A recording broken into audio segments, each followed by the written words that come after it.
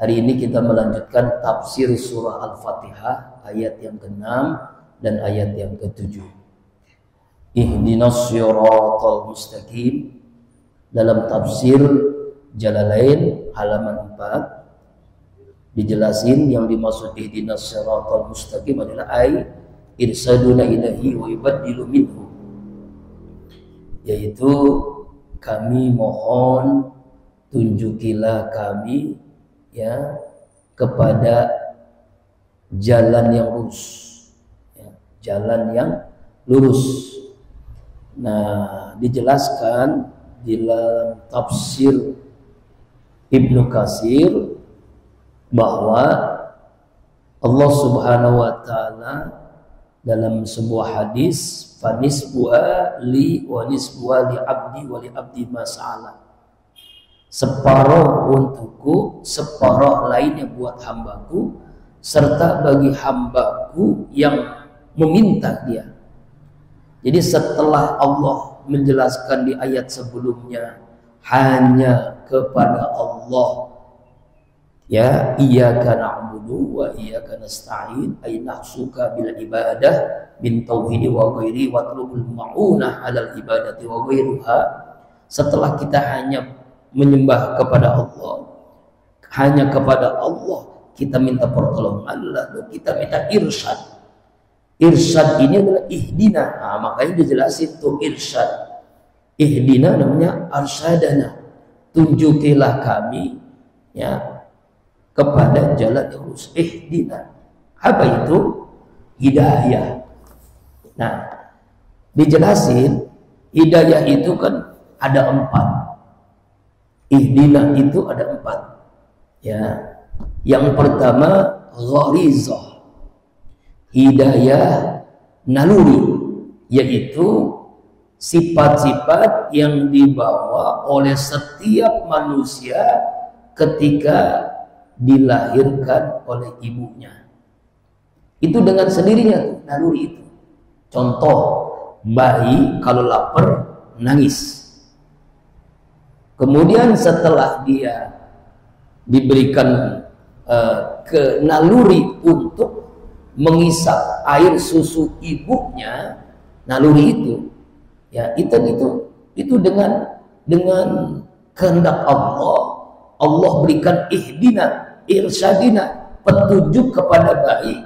Dia nangis lalu diberikan air susu oleh ibunya, lalu dia dihisaplah air susu ibunya, lalu akhirnya jadi kenyang, diam dia, tidur dia, itu bayi. Jadi sifat yang dibawa ketika lahir, dan itu semua manusia. Hidayah gorizoh namanya, hidayah naluri.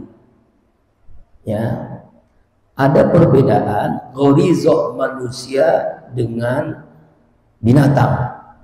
Kalau binatang ya semuanya punya naluri, cuma nalurinya itu semata-mata untuk mempertahankan hidup dan untuk memelihara dirinya sendiri. Kalau manusia, naluri bukan hanya naluri untuk supaya dia kenyang, supaya dia nggak haus lagi, tapi naluri agar dia bisa berbuat baik. Itu naluri itu. Jadi pada dasarnya itu manusia itu memberikan sifat baik, gharizah. Makanya ada hati nurani, hati yang diberikan oleh Allah, naluri untuk berbuat baik. Siapapun dia. Ya, di dalam hadis yang lahir itu dalam keadaan fitrah. Kullu mauludin yuladu ala fitrah. Yang lahir manusia itu dalam keadaan fitrah, kecuali nanti orang tuanya yang menjadikannya Yahudi atau Nasrani. Ini ngajinya belum beres ya. Nanti kita belajar di pengajian mulai Rabu ya. Ngajinya melingkar ya. Ini ngajinya masih muter-muter ya. Mulai Rabu kita ngajinya melingkar ya. Seperti di Masjid Al-Maghfirah Gandaria. Ya, nanti sebelum ngaji mungkin lekar-lekarnya dilingkarin gitu ya. Nah, halakoh, nah, kalau ini bukan halakoh nih, berantakan ini masih. Halaqah itu. Ya. Kalau yang ngantuk, sampingnya mijitin, gitu ya. Jangan dibangunin. Nanti kalau dipijitin, lama-lama dia bangun, gitu ya. Yang kedua, hidayah panca indera, petunjuk irsyad panca indera.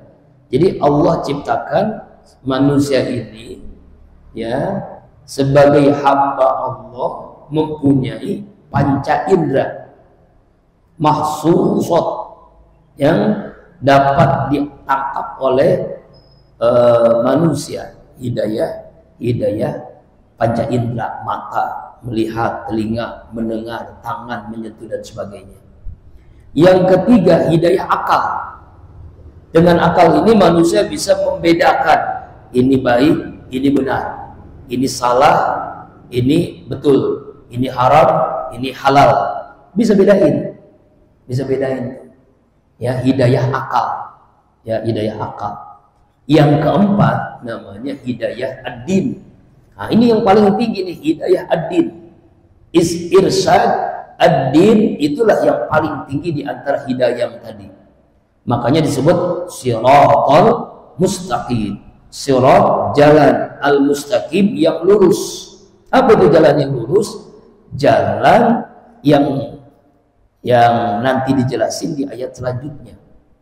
Jadi semua tata cara, ya, aturan Allah yang dibawa oleh para nabi dan rasul, itulah al-mustaqim, ya, jalan yang lurus. Nah, mari kita lihat di ayat yang ke-7 baru nih. Jalan yang lurus itu adalah siratal ladzina an'amta alaihim. Tafsir Jalalain bil hidayah wa yubaddilu minal ladzina bisillatihi, dengan petunjuk itu dan diganti dari orang-orang yang petunjuk tadi. Jadi gini nih ya, siratal ladzina an'amta, tadi kan kita minta kepada Allah ihdinas siratal mustaqim, jalan yang lurus. Jalan yang lurus itu apa? Jalan yang an'amta alaihim bil hidayah, jalan yang telah engkau berikan nikmat, ya. Siapa itu? Alaihim, atas mereka, bisillatihi, dengan nikmatnya itu, sillati, jalan menuju hidayah Allah, ya.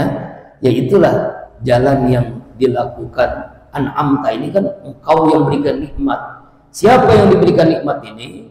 Yaitu nikmat hidayah, yaitu jalan yang ditempuh oleh para nabi, para syuhada, para sholihin, ya. Semua jalan-jalan yang dibawa oleh para nabi, para syuhada, para sholihin, siddiqin was-syuhada was-sholihin, itulah jalan yang lurus, ya. Bil hidayah wa yubaddilul ladzina bisillatihi, jalan petunjuk hidayah yang jalan itu dijelaskan di ayat yang berikutnya, ya. Yaitu nanti siapa ini?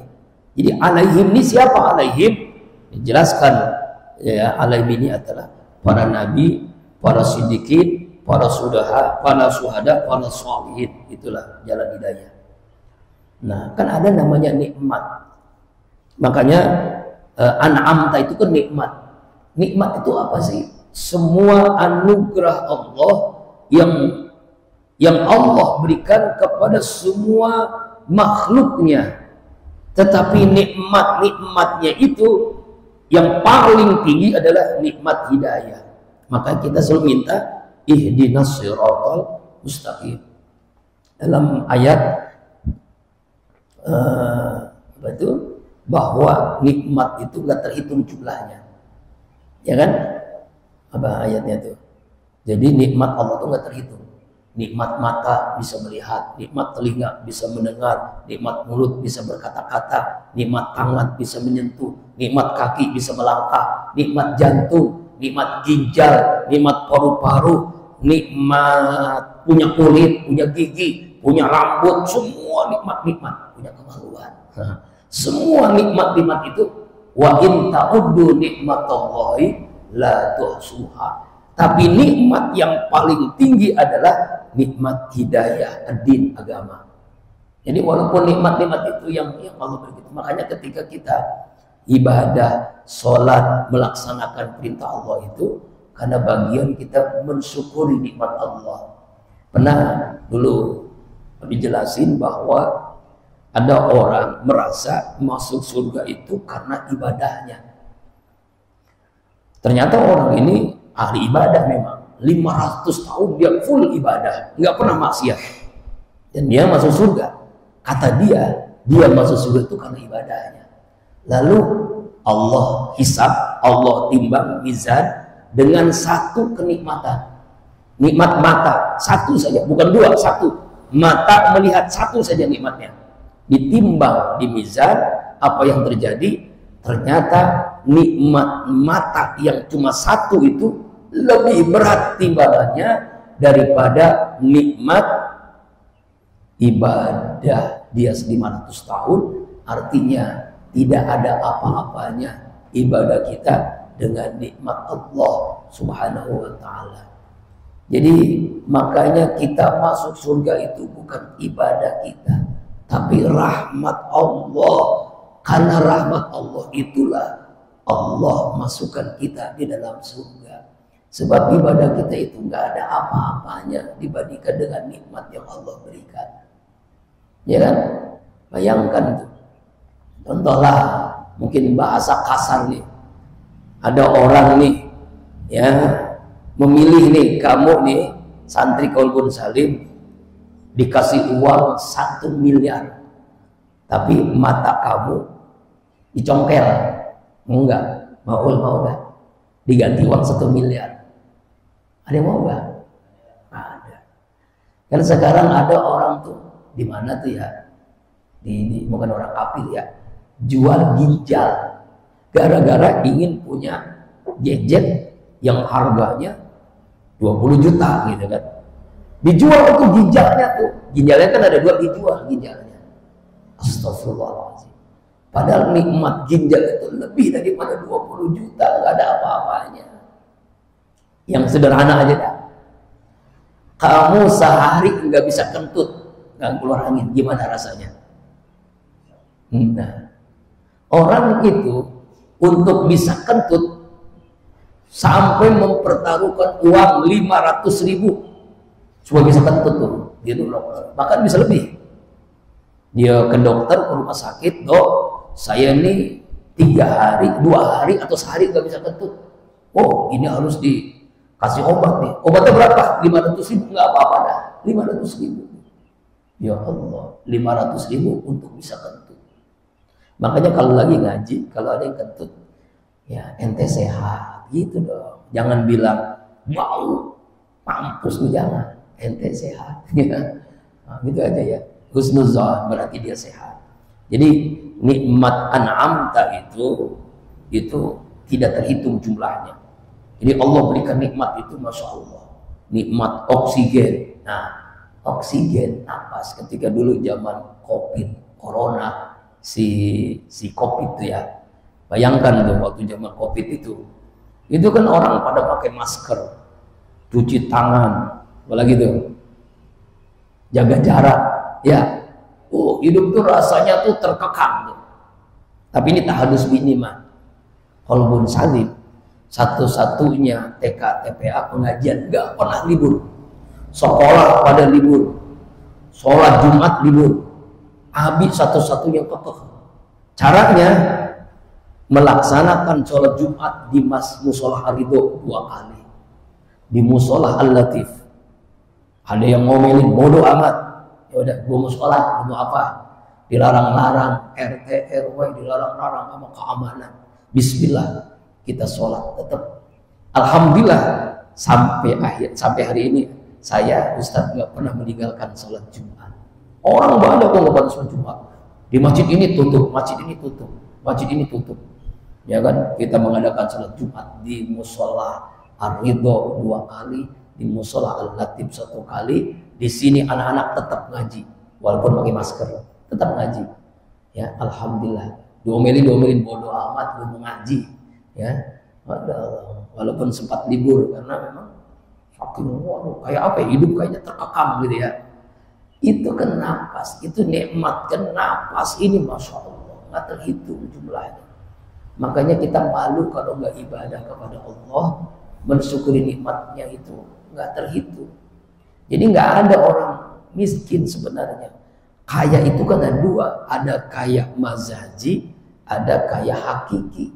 Kaya mazazi, harta, uang, ya kan, berlian, emas, itu kaya majazi.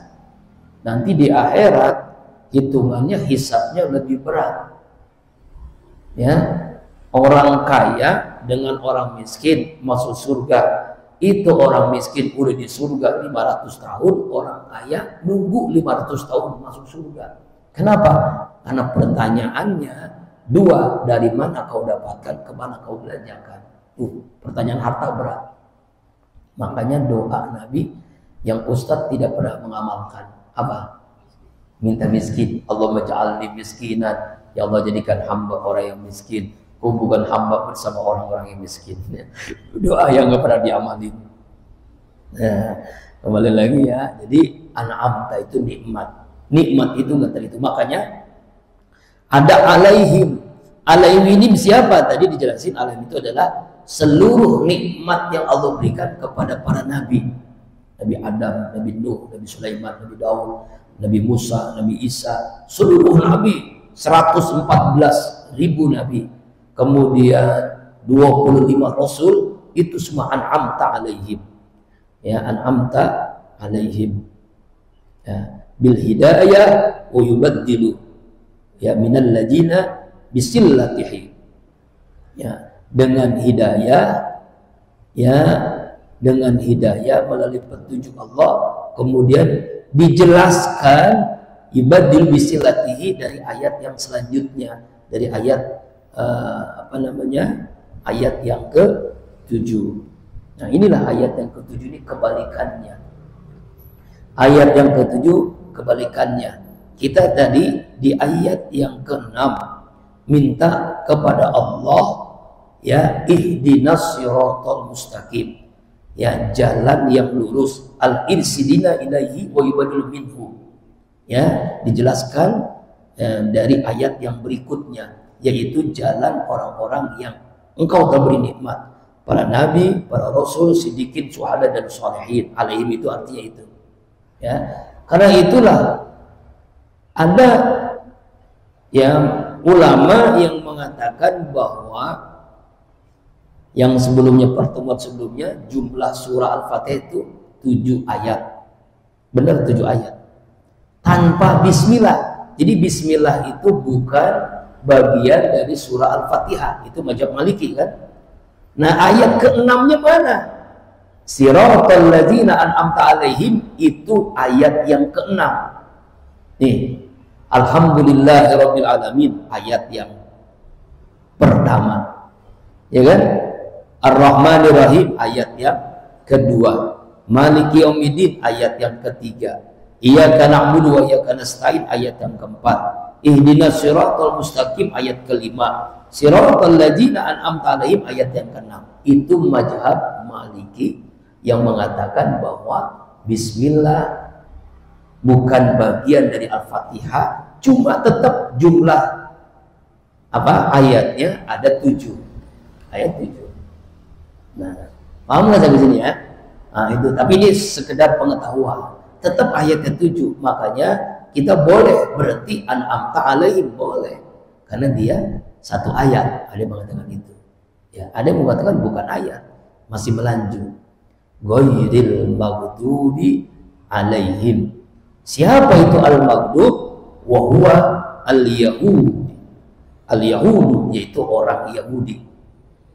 Bukan jalan yang engkau benci, bukan jalan engkau yang murkai, maghdub alaihim, atas mereka. Yaitu siapa? Nah, inilah pentingnya tafsir. Di sini dalam tafsir Jalalain yang dimaksud al-maghdub adalah orang-orang Yahudi. Orang-orang Yahudi itu al-Yahudi, itu orang Yahudi. Kenapa dia dibenci oleh Allah? Karena dia yang merubah-rubah ayat-ayat Allah. Kemudian yang mengatakan bahwasanya malaikat Jibril itu anaknya Tuhan, putrinya Allah. Itu tuh orang Yahudi itu diantaranya, ya kan?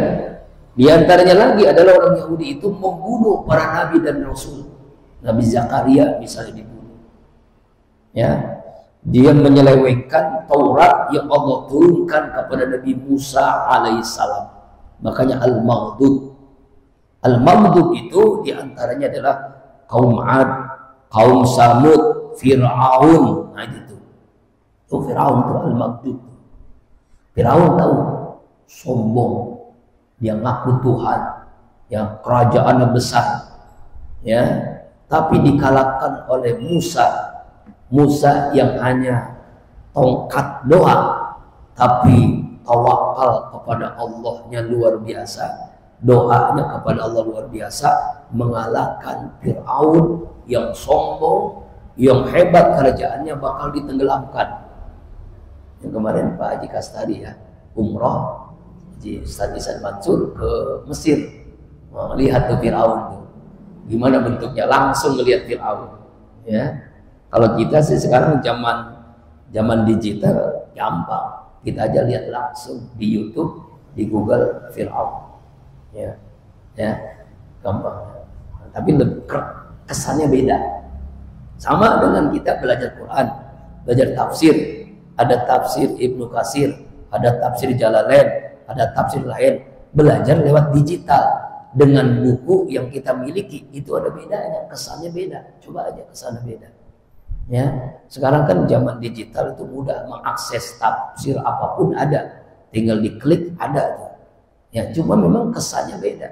Coba aja ente lihat Google tafsir Jalalain, ada, cuma beda kesannya. Ya. Kalau Pak Haji ini terjemahan tafsir Jalalain, harganya berapa? 100.000 lebih ya. Itu di tahun udah lama, tahun 90-an. Sekarang tahun 2024. Nah, ini kitab aslinya nih, kitab gundul. Nanti kalau pulang ya, oleh-oleh dari Kolbun Salim apa? Wah, bilang ke orang tua, nih kita belajar kitab Sabtir Jalalain. Seperti apa? Nah, ini isinya nih. Wah, orang tua tuh kagum-kagum, Masya Allah. Ternyata Maulana sekarang sudah jadi Ustadz Kiai Haji Maulana. Pinter banget ya. Gak bisa baca kitab kuning, ya kan? Jadi al-Yahud ya, jadi yang dimaksud al-Maghdub adalah nah ini. Kalau nggak ada tafsir kita nggak tahu tuh. Coba beli terjemahan Al-Quran, nggak ada kan? Maghdub itu siapa kan? Cuma kalimatnya apa? Dibenci doang, dimurkai doang. Siapa yang dimurkai? Ya itu dijelasin kan, wahwa al-Yahudu, ya kan ada kan? Halaman 4, yaitu orang-orang Yahudi. Orang-orang Yahudi itu dibenci, dimurkai oleh Allah. Bayangkan kalau kita dibenci sama orang tua, gimana? Hidup nggak enak. Dibenci sama Allah, lebih nggak enak lagi. Ya kan?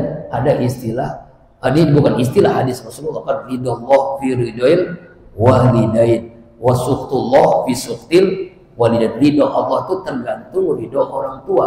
Murka Allah tergantung kemurkaan orang tua. Ya, makanya cari ridha Allah dengan cara mencari ridha orang tua. Orang tua itu ada 3 ya. Orang tua yang melahirkan, biologis. Siapa ini? Ibu dan ayah kita. Yang kedua, orang tua yang mendidik kita, guru-guru kita, dosen-dosen kita, ustadz-ustadz kita. Itu namanya orang tua yang mendidik, orang tua kita. Ya, dalam kitab Ta'lim Muta'alim, ana abdul man 'allami harfun wahidun. Saya hamba bagi orang yang mendidik saya 1 huruf. 1 huruf saya hambanya, dia majikannya. Terserah dia mau ngapain, namanya saya hamba, terserah. Itu kata Ali bin Abi Thalib ketika mengatakan anak abdul man almi. Jadi orang tua yang mendidik. Yang ketiga, nanti nih kamu punya mertua, orang tua juga. Jadi jangan dibeda-bedain antara orang tua sama mertua karena dia orang tua kita. Kita nggak perlu ngasih makan. Ternyata sekarang sudah jadi istri kita. Berarti orang tua istri kita, mertua kita itu orang tua kita. Jangan disakiti karena dia adalah orang tua kita. Al-Maghdub, nah kembali lagi Al-Maghdub. Al-Maghdub adalah Yahudi ya. Jadi maksudnya jangan sampai kita dapat murka Allah. Murka Allah itu tergantung murka orang tua. Siapa? Orang tua yang melahirkan, orang tua yang mendidik, orang tua yang menikahkan. Yang itu jangan sampai kita dapat murka dari orang tua. Al-Maghdub artinya adalah orang-orang al-Yahud, orang Yahudi. Israel, Bani Israel itu sampai hari ini kan. Sampai hari ini tuh orang-orang yang dibenci oleh Allah, Al-Maghdub. Waladhdallin. Nah, siapa dhalin? Coba kalau terjemahannya apa dhalin? Yang diapain dhalin itu? Yang tersesat. Nah, maksudnya siapa yang tersesat? Kan kita nggak tahu nih. Nah, dijelasin dalam tafsir Jalalain tuh. Baca tuh wa huwan nasara wa naqtul badal ifadatun al muhtadin liyasu yahudu wa nasara wallahu a'lam bisawil marji wal ma'ab wa sallallahu ala sayyidina Muhammad wa alihi wasallam taslim katsira daiman abadan wasbunallahu ni'mal wakil wala haula wala quwata illa billahil azim. Ad-dhalin itu adalah an-nasara, yaitu orang-orang Nasrani, orang Kristen. Tuh, itu orang yang dibenci oleh Allah. Nasara. Bayangin kan kalau nggak belajar tafsir kita nggak tahu kan. Nah, dijelasin oleh tafsir itu an-nasara. Ad-dhalin itu adalah an-nasara. Ya, orang-orang Nasrani.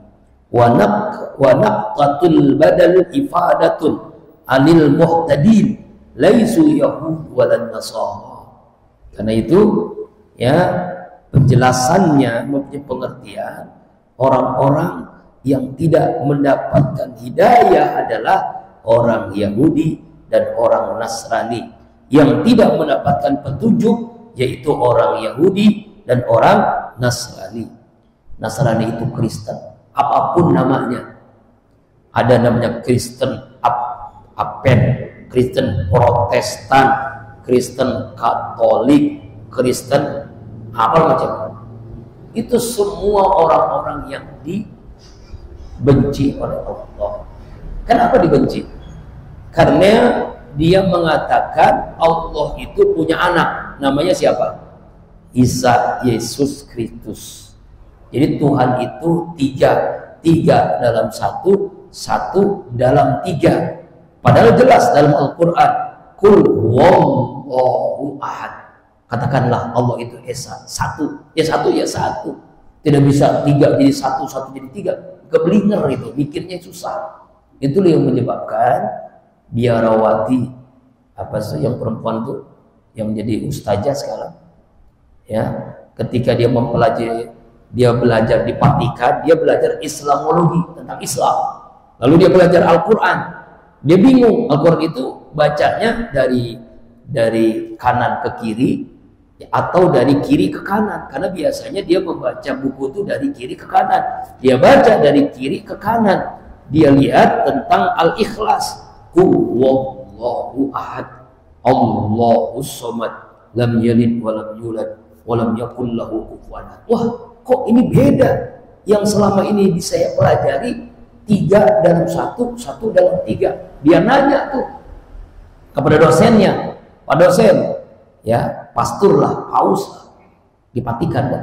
Ini coba kita lihat Al-Quran.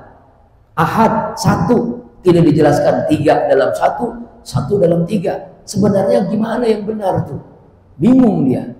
Itu doktrin, nggak boleh ditanya lagi, begitu. Masa nggak boleh nanya lagi? Ya, ketika kita ada orang seperti itu, berarti sesat menyesatkan. Makanya dolin itu sesat. Ya, dia ngomong apapun sesat. Jadi kita jangan percaya dengan orang Kristen. Ya, jangan sampai terjebak. Nah, makanya ketika kita diskusi ke orang-orang yang beda agama, Yahudi atau Nasrani, kita harus kuat dulu akidah kita, kuatkan iman kita, jangan sampai terpengaruh.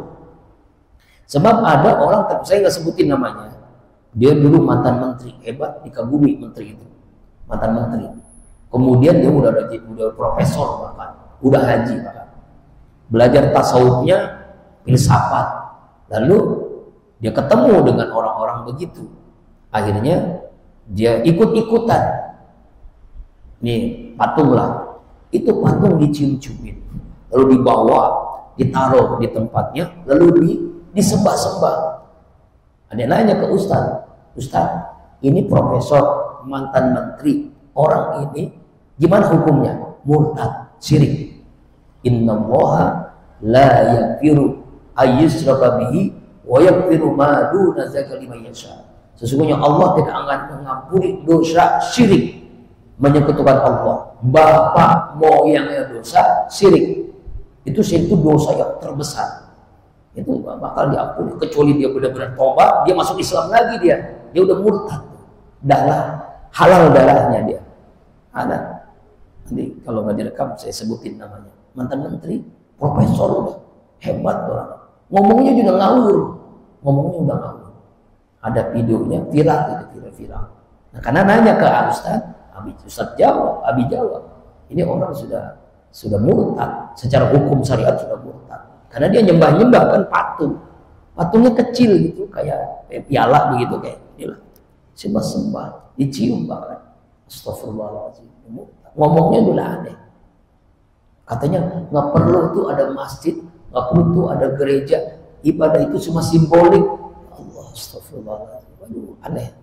Itulah. Jadi kalau filsafat tanpa dibarengi dengan akidah yang belum kuat, bahaya. Jangankan begitu. Dulu waktu Ustadz kuliah masih IAIN. Sekarang kan jadi UIN dulu IAIN. Ya, seperti sekarang Abi ngajar di IAID. Nanti jadi UID sebentar lagi 2025. Sekarang Institut Agama Islam Depok, nanti menjadi Universitas Islam Depok. Dulu IAIN, sekarang UIN. Dulu waktu IAIN tahun 93 Abi kuliah di sana sampai 98, 5 tahun. Ketemu teman-teman itu udah nggak sholat lagi, nggak puasa lagi. Kata dia, untuk apa sholat? Kita yang penting eling, ingat Allah. Sholat itu cuma simbolik. Astagfirullahaladzim. Karena Abi orang syariah, pasti dong membantah. Karena dia orang akidah filsafat. Dosennya juga banyak yang nggak sholat.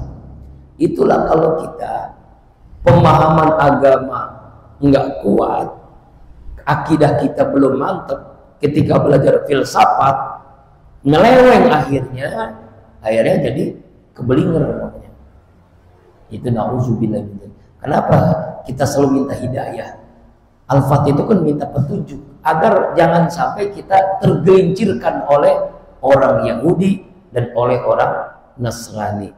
Yahudi maghdub itu adalah Yahudi, ad-dhalin adalah Nasrani. Ya, jelaskan nih, sangat jelas.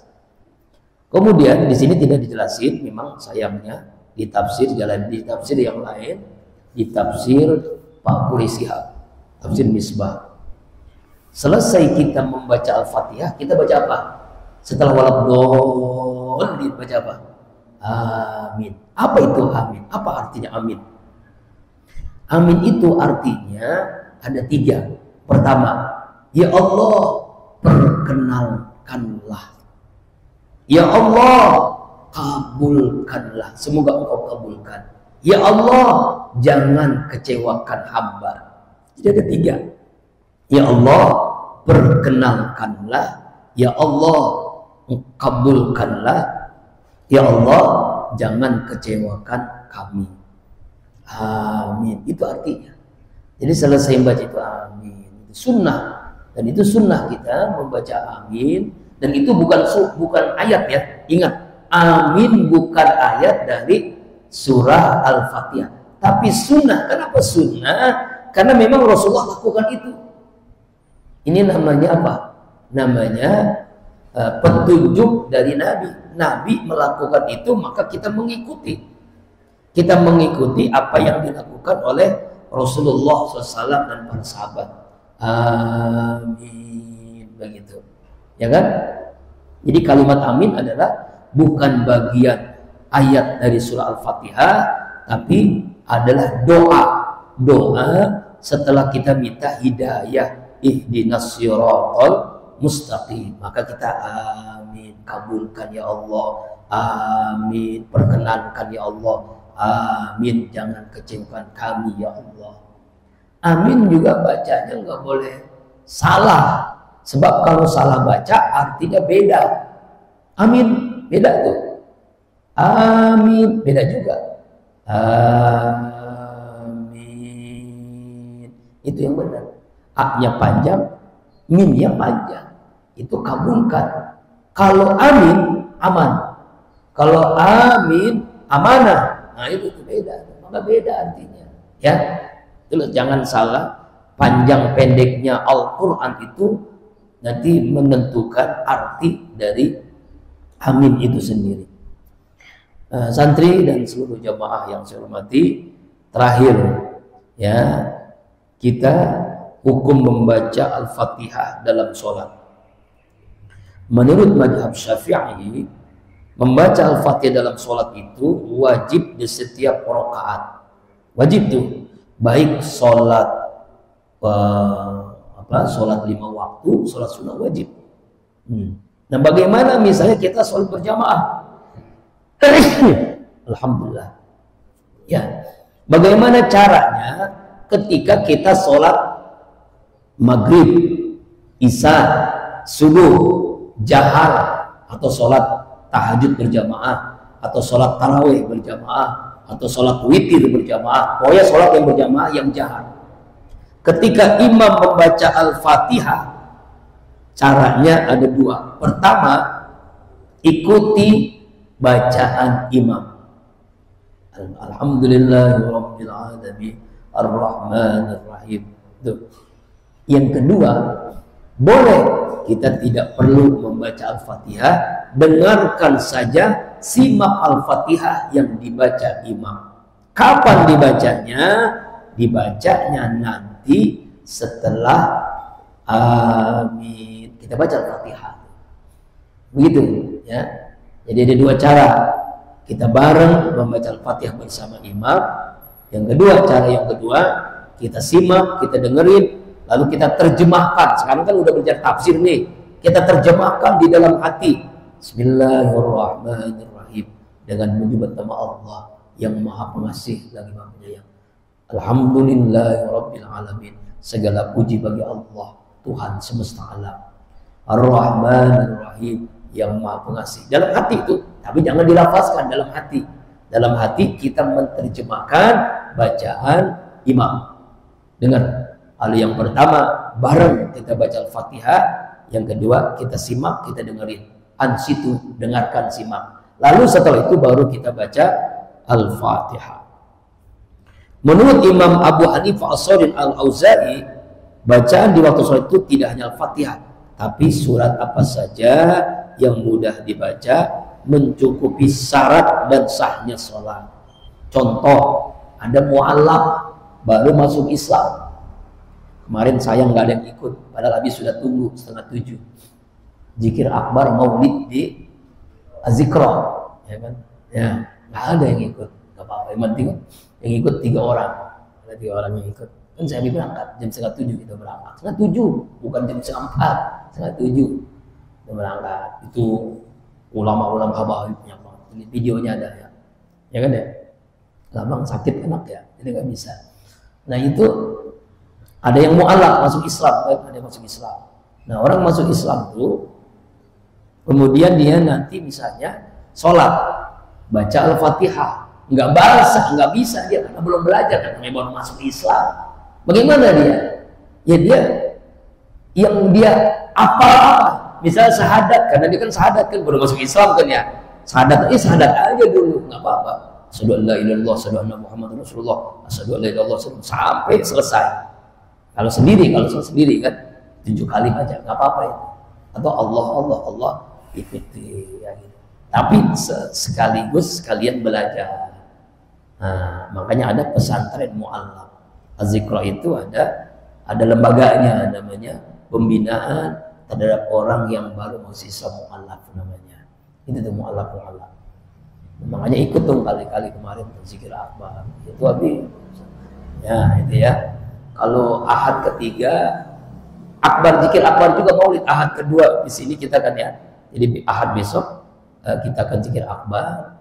Nanti malam kita akan rapatkan musyawarah siapa yang MC, siapa yang imam sholat tahajud. Sebab Faza ini belum tentu bisa. Ya harus izin dulu ke pimpinannya gitu ya. Kalau diizinkan alhamdulillah, kalau enggak ya terpaksa santri yang jadi imam tahajud, imam sholat subuh, kemudian yang nggak baca juga tinggal ada 7 surah kan, karena kita akan hadroh ya. Hadroh alhamdulillah santri udah siap semua kan ya, udah pada bisa semua, jadi nggak usah orang lain karena dilatih sama zakat telaten. Dan alhamdulillah santri kondisi rajin-rajin. Setiap malam Sabtu itu belajar hadroh sampai jam 10 yang rajinnya. Ada yang rajin mah, yang males mah alhamdulillah lebih sedikit katanya gitu ya. Nah, makanya udah enak. Dan langsung ada panggilan tuh. Tanya Jaka ada panggilan setelah zikir akbar, hadroh, dipanggil acara maulid di daerah di Dumai ya, di Parung Poncol jam 9. Jadi tim hadroh langsung. Wah kan enak kan, rezekinya barokah tuh kan. Masya Allah. Ada panggilan langsung. Makanya rajin apa. Jadi santri kalau itu siap. Jadi santri siap guna. Mau jadi apa? Imam siap. Imam sholat taraweh siap. Khutbah siap. Ceramah siap. MC siap. Ya. Apalagi hadroh siap. Semua siap. Harus ngajar ngaji siap. Siangnya kerja di bank. Jadi direksi Bank Syariah Indonesia. Misalnya kan nggak ada yang mustahil kan. Semuanya yang ada yang di bank BCA Syariah, ada di BSI, ada yang di Pegadaian Syariah, ada di Basnas, ada yang siangnya, malamnya jadi kiai, ngajar kitab kuning, jadi imam, mimpin tahlil. Wah, baik hebat kan? Itu antri itu cewek pada ikut ya, coba dah. Antri pada ingin supaya kita jadi suaminya. Ya, kualitasnya mantap. Itulah nanti kita inginkan santri Qaulun Salim itu seperti itu ya. Nah, kembali lagi. Jadi ada 2 cara ya.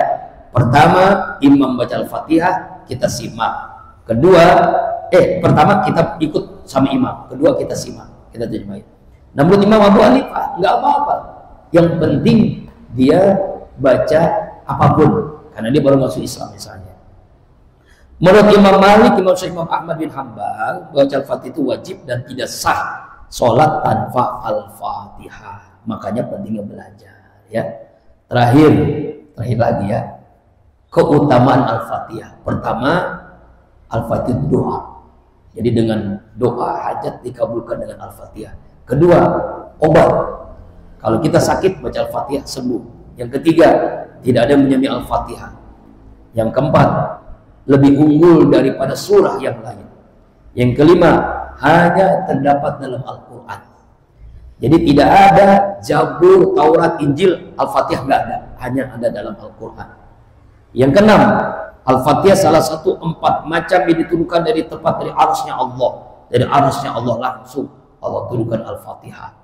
Ya, yang ketujuh, Al-Fatihah itu ya adalah penentu sahnya sholat Al-Fatihah. Makanya kita mesti baca Al-Fatihah. Ummul Qur'an, Ummul Quran, Ummul Kitab. Jadi seluruh Al-Quran 30 juz 114 surat itu terkandung di dalam surah Al-Fatihah. Di situ ada akidah, di situ ada ibadah, di situ ada akhlak. Wallahu a'lam. Makanya di ujung kalimat Al-Fatihah ini pengarang kitab ini, wallahu a'lam biswabi wa ilal marji' wal ma'ab wa sallallahu alaihi wasallam Muhammadin wa ala alihi washabihi wasallim tasliman katsiran daiman abada wa hasbunallah wa ni'mal wakil, wala haula wala quwata illa billah. Cukuplah Allah sebaik-baiknya penolong pelindung, tidak daya dan kuatan kecuali dari Allah Subhanahu wa taala.